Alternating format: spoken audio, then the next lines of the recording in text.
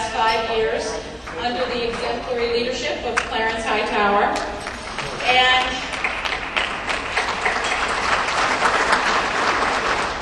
I'm especially humbled to introduce our guest speaker for this evening, Donna Brazile.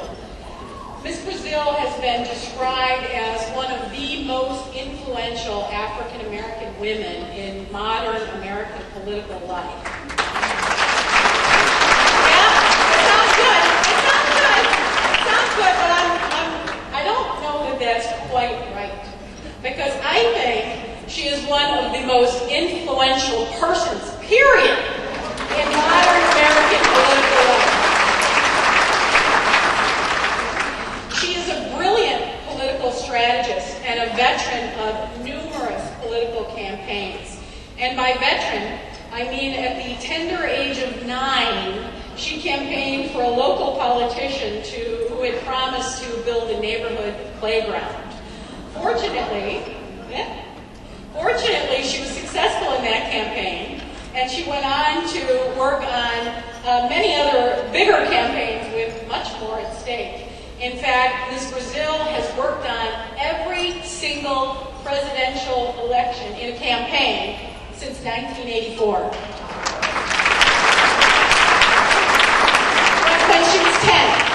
That was the year after, right? Yeah. Okay. In 2000, she was chosen to lead the presidential campaign of Al Gore, making her the first and the only African-American woman to lead a presidential campaign. To win it. Despite what the Supreme Court had to say. Did win the popular vote. Ms. Brazile is a frequent political commentator on CNN, a political consultant for ABC News, a contributor to NPR's Political Corner, as well as a syndicated columnist. She's authored 2 books and is an adjunct professor at Georgetown University. What she does in her free time, maybe we'll hear about that today. We don't know. We're particularly fortunate to have Ms. Brazile with us as our speaker here tonight in this crucial election year, given her fierce advocacy of voting rights. She is the chair of the Democratic National Committee's Voting Rights Institute. This is an organization that was created after the Gore-Bush election to promote the rights of all Americans to participate in the political process. Always enlightening, Ms. Brazile has noted that Congress had allocated more money to finance the Iraqi elections than the American elections. As she noted, very succinctly, there's something wrong with that.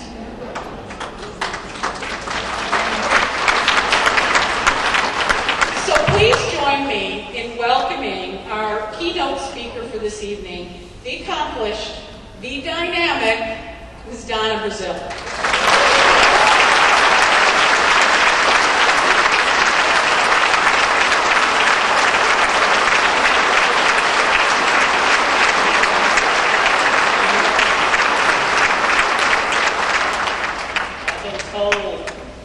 Start low, go slow, rise high, strike fire, and sit myself down.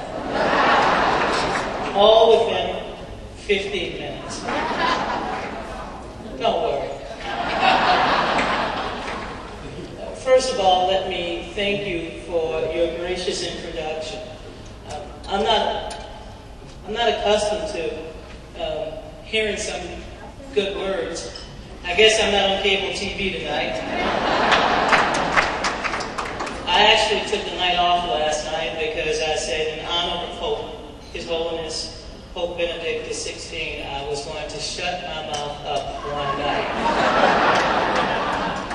It was a great honor as a Catholic, of course, to be called in on CNN as the Pope was coming into Washington, D.C., descendant. And I couldn't help but talk about how historic the visit was to our nation's capital, and that the fact that the Pope would be driving through neighborhoods that politicians often overlook. He drove through. He didn't fly over, but he drove through. housing projects, housing that's been boarded up for years. He drove through some of the poorest communities in our nation's capital, right in the shadow of our nation's capital. And I was pleased to see those little boys and little girls in their little school dresses and school uniforms stand by on the sidewalk and on the highway, waving to the Pope. For them, that was a moment that they will never forget. And I was pleased to see when the Pope addressed the parishioners last night, the congregation of bishops. He talked about hope and freedom and justice. And he didn't leave out, as some politicians do, the poor in Africa or the starving here at home. He put them all on the table and said that we can't ignore their plight because it's our plight. And early this morning, before I got myself prepared, the Pope, of course, called for unity. And I had to write my column by saying, perhaps he was talking about the Democratic Party.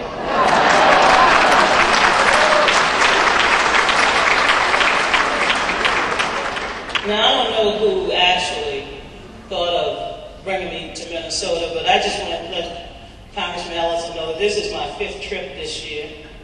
I'm back in 2 weeks for St. Olaf College, and I'm coming back for the Republican convention. I've already talked to the DA, Mr. Freeman, that please don't arrest me when I protest.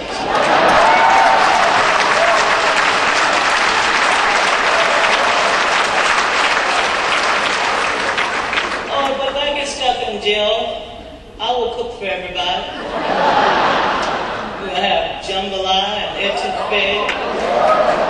I'm going to stir up some shrimp. I'm going to go to your zoo. Because you know, when you go to my zoo down in New Orleans, we don't really tell you about the species. We give you the recipe. You all are probably thinking, yeah, you don't have anything to do with me. But let me tell you, every time you touch that water here, that Mississippi, every time you stir in that water, every time you trouble that water, you birth someone like Donna Brazile. Because I grew up on that river. And by the time it winds its way on down America, we drink it. Oh yeah, we stir up everything with that Mississippi. No one told us that the water was not purified. We drink that with our Tang. Y'all remember Tang? I know some of the young people don't know Tang, but we all had Tang. Everyone who saw the first moon landing know that they carried Tang. And we used to get up in the morning and we wanted our Tang. Because we knew one day we could go to the moon. And we drank that Tang. That's how I knew how mighty the Mississippi was. Because our Tang was not just that bright orange, it was dark. I know that you stirred something